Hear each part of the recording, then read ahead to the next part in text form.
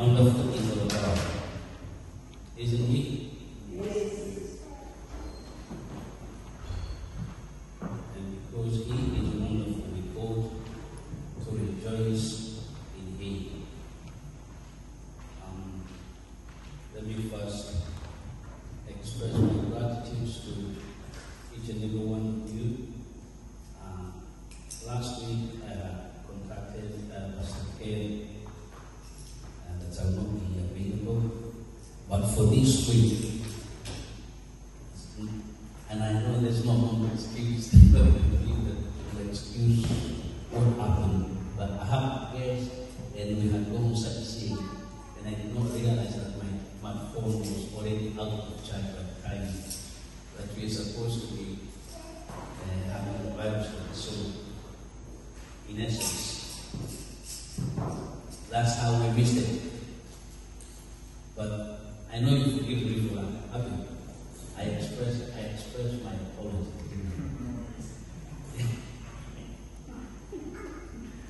Right. So we are still in the book of Genesis, and I follow a lot, and I want to build on what Pastor Ken was taught on that.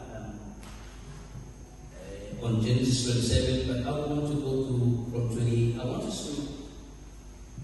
to quickly go quickly. And just this is, I said from the beginning, this is just a survey. But as much as it's a survey, over the times it has really raised serious questions, and I'm glad that we all are enjoying and getting into delving into what the scripture says. And we are now going to look into the life of Jacob. Remember we were talking about the beginning of the family, Abraham. We saw God promising and God delivering the promise by giving Abraham Isaac. And after Isaac comes, now the beginning of the family, Isaac has 2 sons. And then, within the 2 sons, we now begin to see the dynamics that has almost played out right from the beginning of humanity. The dynamics of jealousy, the dynamics of deceit that are beginning to play out here again. And we begin to see family splits when Jacob deceives his brother and he takes away his birthright, and he runs away. We also checked on something. We looked into something. Why we were looking into why or the significance or the importance of what happened. Why Jacob, why Saul, Esau letting his birthright just go like that. What it meant, and the application of that even into our personal life today. Did you know? Hello? Maybe I can pick up a little bit on that even as we go back, because it is very important. It is very, very important that we understand that taking God's things casually has implications in our lives.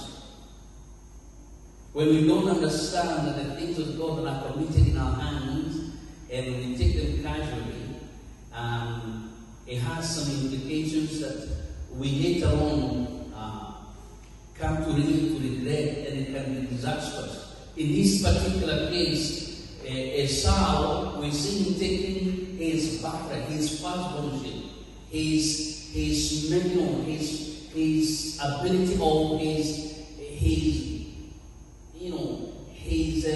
position, so to speak, as a God-ordained, God-given position of leadership, influence, and mentorship. He takes it very casually.